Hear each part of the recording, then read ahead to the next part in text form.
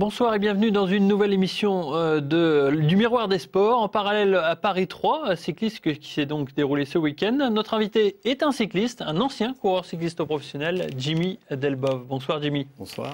Alors Jimmy, ça fait déjà un petit moment que vous avez quitté le circuit professionnel, en 1995 je crois. C'est ça. Quel souvenir vous avez de cette expérience ? Le recul des bons souvenirs, ça a été une bonne expérience, même si elle ne s'est pas concrétisée pour moi, puisque j'ai fait que 2 ans.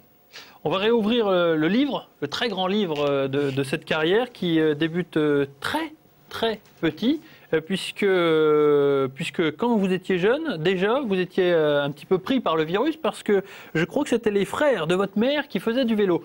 Sur cette photo, Jimmy, il n'y a pas à chercher, le plus petit, c'est vous. Ouais, voilà, le plus petit bonhomme là, qui dépasse à peine, la tête dépasse à peine les selles de vélo, c'est vous, et vous accompagnez déjà, peut-être pas sur les vélos, mais en sortie. Oui, j'accompagnais avec mon grand-père en fait. Ouais. Et puis on voit un de mes oncles aussi en photo, juste à côté, là, qui tient le vélo. C'était une passion qui vous a pris tout de suite Des petits, dès qu'on baigne dedans, j'ai accroché. Donc le souhait, c'était de pouvoir commencer le plus rapidement possible. Ouais. Vous avez quel âge sur la photo ? Je pense 7 ans à peu près. Ouais, 7 ans, ça... Je pense à de 75, un truc comme ça. Et le fait que les frères de votre mère fassent du vélo, ça suffit ou il y avait la télé qui a joué, la radio, quelque chose ? Peut-être un petit peu, mais surtout le fait que mon grand-père était vraiment passionné de vélo. Comme club, vous avez choisi la SPTT 3 pour débuter ? Oui, c'est ça. Pourquoi ? Parce que mon oncle était à la SPTT en fait. D'accord. Anciennement l'UV Chamois. Ouais. Donc vous vous retrouvez sous les maillots jaunes et noirs. Une photo, la première victoire ? Première victoire à Urville. En quelle année ? En 82. 82, la première victoire sous le maillot donc de la SPTT 3. Quel souvenir vous gardez de ces jeunes années ? Là encore, vous êtes au milieu de 2 partenaires d'entraînement. Quel souvenir vous gardez alors, Une bonne année, des bons souvenirs, puisqu'on s'amusait bien. On était toute une bande de copains, on était très nombreux. Les courses minimes, on était fréquemment, rien que dans l'Aube, 60, 70 au départ. Maintenant, quand vous avez 20 coureurs, c'est déjà pas mal. C'est déjà bien, ouais. Alors, vous avez par la suite fréquenté un petit peu tous les clubs du département. Alors, je jette rapidement l'USCA, Bar-sur-Aube aussi. Bar-sur-Aube, ça a été, j'ai l'impression que c'est le club qui vous a lancé. Oui, en fait, sous la houlette de Christian Poisneau, qui a fait beaucoup pour moi et pour mon frère. Christian Poisneau ? Oui. Le vainqueur de Paris 3 en 1970. Voilà. Ouais. C'était une sorte d'icône ou... Oui, on s'est rencontrés parce que j'étais copain avec Éric Lavaux, qui était à Bar-sur-Aube. Et puis je devais aller avec Éric et Anthony Berny, ça n'avait pas pu se faire. Donc après, j'étais allé à Bar-sur-Aube et puis on s'est toujours bien entendu et on s'appelle encore régulièrement. On a un témoin de cette époque au téléphone, Jimmy, l'invité mystère. Vous êtes avec nous, invité mystère ? Oui, bien sûr. Vous vous souvenez un petit peu de cette époque, Jimmy sur un vélo ? Qu'est-ce que ça donnait déjà à cette époque ? C'était déjà un beau coureur, hein. Il nous a gagné des belles courses. Hein. Vous l'avez reconnu, Jimmy ? Oui. Qui c'est ? C'est Christian. Ouais, c'est Christian Poisneau. Bonsoir, Christian. Bonsoir. Jimmy, il est arrivé entre vos mains. Quel profil il avait déjà ? On voyait déjà que c'était le coureur qui allait réussir à gagner des belles courses. Et puis après, il est passé pro. Hein. Ouais. Vous sentiez, vous, qu'il avait la possibilité de devenir pro ?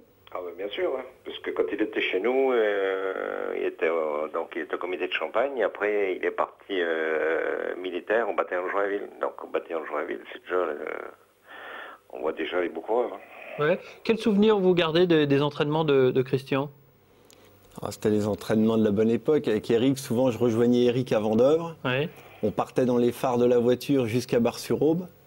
Son père nous suivait et puis on revenait après avec Eric, quoi. Il était exigeant, Christian ? Non, ça allait. non.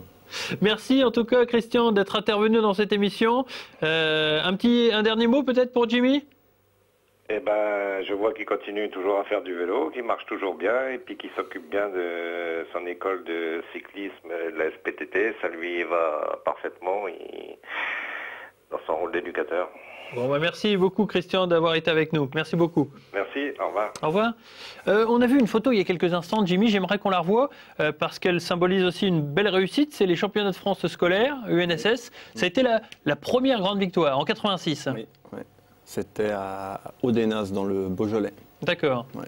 Et j'imagine que là, ça a dû vous faire plaisir parce que c'était les championnats de France, malgré que c'était qu'en scolaire. Ouais. Voilà. Même si c'était scolaire, c'était quand même une épreuve où, en junior, il y en a encore beaucoup qui sont scolaires. Ouais. Donc c'est sûr qu'il n'y avait pas toutes les grosses pointures, mais c'était quand même une belle victoire. Il y a une belle histoire aussi dans votre palmarès et puis dans votre histoire de cycliste, c'est que vous intégrez le bataillon de Joinville en 1989 et dans ce bataillon de Joinville vous faites de belles rencontres. On va voir la photo qui nous intéresse où bien sûr vous êtes en photo donc à la gauche, mais il y a surtout une photo en particulier, le jeune homme en bas à droite, il devrait nous dire quelque chose. Oui. Qui est-ce? Richard Virenque. Tout à fait. Vous avez fait le bataillon de Joinville avec Richard Virenque, mais aussi Jean-Cyril Robin et puis d'autres coureurs. Le Danois, qui est un directeur sportif de Mathieu Drugeon. De Mathieu Drugeon, qu'on a croisé tout à l'heure. Il y en avait quelques autres aussi qui ont passé professionnels. Ouais, c'est quand même pas mal, quoi. C'est pas rien d'avoir des promotions. Ouais. Quel souvenir vous gardez de ces gens et surtout de Richard Virenque? Est-ce qu'on s'imaginait à l'époque que Richard Virenque, de la promotion de Jimmy Delboeuf, allait percer? Non, parce qu'en fait, c'était un peu l'amuseur de la galerie. D'accord. Ouais. On a passé des bons moments avec lui. Vous avez un souvenir comme ça qui résume le personnage? Style, oui. On avait fait un stage à Gap, une marche en montagne, il y avait un lac gelé. On a fait un petit pari idiot, quoi. Oui. Pour traverser, Richard, il a traversé, quoi. Là, ça craquait derrière lui, mais ça... Mais il n'est pas tombé dans l'eau? Non, mais c'était l'amuseur, quoi. D'accord. Le bataillon de Joinville, donc, s'est suivi une petite carrière amateur sympathique, puisque vous signez à Montluçon, vous enchaînez au Lion de Belfort, ensuite Aubervilliers. Alors là, Aubervilliers, ça commence à rigoler un petit peu quand même. Je dirais que le déclic, ça a été les Lions de Belfort. Déjà ? C'est Christian Poisneau qui m'avait fait aller là-bas avec Patrick Perret, oui. Un ancien coureur. Et la deuxième année, j'avais fait deuxième de Paris-Roubaix et remporté 2 étapes du Tour du Doubs le même jour. Le chrono le matin, l'étape l'après-midi. Et ensuite, j'ai signé à Aubervilliers, puisque le club avait arrêté. Et Aubervilliers, oui, ça a été vraiment l'année magnifique à tout point de vue. Ouais. Une super ambiance, puis plein de victoires. On gagnait tous les dimanches quasiment. Donc l'équipe était très soudée, et puis vous étiez au top quoi, de votre carrière, on peut le dire. Ça a été la meilleure année.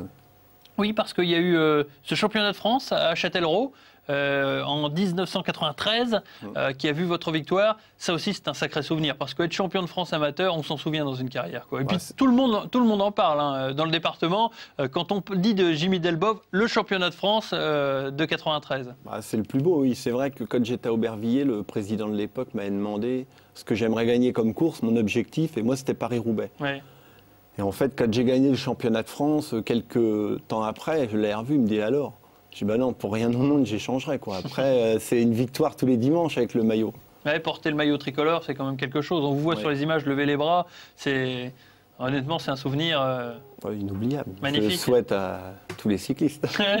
C'est une victoire qui s'était construite dans le dernier tour, avec une échappée à 3 coureurs. Vous partez dans le dernier tour et puis plus personne ne vous revoit, c'est ça? Oui, on était 4 ou 5. Et puis à la fin, ça a écrémé un petit peu.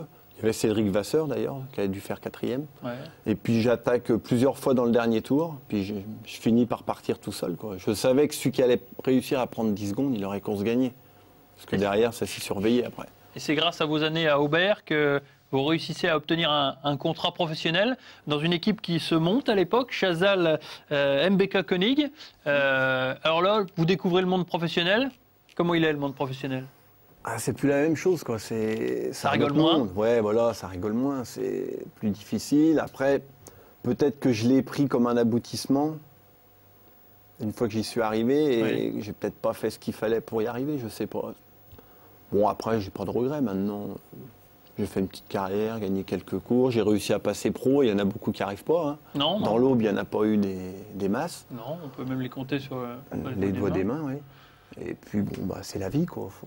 Quel souvenir vous gardez de cette carrière professionnelle? Ouais, uniquement. La première année, ça a été à peu près quelques résultats. La deuxième année était galère. Ouais. Vraiment plus dans le coup, quoi. Pourquoi il y avait... Je sais pas, il y a quelque chose qui avait lâché dans la tête. C'était le milieu en particulier? Quelque chose dans le milieu? Oui, peut-être un peu. Je me suis pas fait... Moi, je considérais plus le vélo comme une passion et pas comme un métier. Je pense que quand on va chez les professionnels, il faut plus le considérer comme un métier. C'était votre entraînement qui n'était pas adapté? C'était... Non, je m'entraînais, mais peut-être la mentalité aussi. Hein. Ouais. C'est pas facile, quoi. Puis quand on n'a pas de résultat, le doute s'installe. Et puis après, ça s'enchaîne, quoi. Ouais. Donc du coup, vous abandonnez l'idée d'être professionnel au bout de 2 ans seulement? À la fin de mon contrat, en fait, à la limite, avec le recul, j'ai revu après le directeur sportif que j'avais à Aubervilliers, qui était à Aubert 93. Oui. On en a reparlé il y a quelques années au championnat de France de l'avenir, qui m'avait dit pourquoi t'es pas venu nous demander? Mais j'avais pas voulu demander. Peut-être une erreur, mais bon. Ouais. Mais vous regrettez pas? Non, non. Aujourd'hui, vous vous consacrez, j'ai envie de dire, presque entièrement à vos enfants, qui ont pris votre suite, puisqu'ils font tous du vélo. C'est exceptionnel. Ouais, les 3. Ouais. Les 3. Ouais. Ouais. C'est une fierté, ça, j'ai l'impression. Vos yeux ont brillé quand on a parlé des enfants. On les voit en photo, justement. Et Noéline... Là, c'est Jordan, là. Oui, Jordan. Mais je voulais parler de Noéline parce que c'est elle qui brille en ce moment. Oui, disons que c'est une fille, elle a des résultats quand même, des bons résultats. Ouais. Elle se distingue avec les garçons, donc ça passe quand même... en avant, puis elle est un peu, c'est elle l'aînée. Si elle l'aînée, donc c'est normal qu'on en parle. Le petit convoi, elle a gagné hier la course d'attente à Paris 3. Là aussi, on est fiers quand on est parent. Ah ouais. Donc c'est à ça que vous vous consacrez, parce que entre-temps, vous avez fait un peu de course à pied, vous revenez un petit peu, on vous voit dans les cyclocross. Oui, j'ai fait de la course à pied avec mes collègues de travail. Oui. Et puis bon, je fais du cyclocross l'hiver, puisque ça, c'est pas au détriment des enfants. Je préfère aller voir mes enfants le dimanche sur route que d'aller courir. C'est plus... Ah oui, c'est plus sympa. Puis moi, ça m'apporte plus rien, quoi. Je fais pour m'amuser, mais je préfère aller avec les jeunes. Aujourd'hui, grâce à une grande surface, j'ai envie de dire, partenaire de la SPTT3, vous êtes revenu dans le club de votre cœur. Vous êtes devenu le pilier un petit peu de ce club en devenant, j'ai envie de dire, l'entraîneur, le manager, le capitaine de route. C'était quelque chose qui vous tenait à cœur? Rendre l'appareil? Au départ, peut-être pas. Mais ça s'est fait comme ça. Par le biais de la SPTT, j'ai trouvé du travail. Donc c'était logique que je revienne dans le club de mes débuts. Comme ça, en fait, comme j'avais dit, la boucle est bouclée. Ouais. Je suis revenu maintenant. C'est normal. On va rester là. Ouais, c'est bien de pouvoir rendre ce qu'on nous a donné, en fait. D'accord. Pour terminer, je vais vous demander de tirer une question rapidement, Jimmy, puisqu'on est déjà en retard. Il y a une question à l'intérieur de cette boule. Je vais vous demander d'y répondre. Une question évidemment sur le sport. Et elle concerne... Quel est votre club préféré? Ouais, Omnisport. Omnisport. Omnisport. Moi, je dirais la SPTT, c'est le club où je suis. Normal. C'est une très bonne réponse, Jimmy. Je vous remercie donc d'avoir participé à cette émission. Et puis, allez, un petit peu de publicité rapidement. Si vous souhaitez donc faire confiance à Jimmy, vous allez dans une grande surface basée à Saint-André-les-Vergers.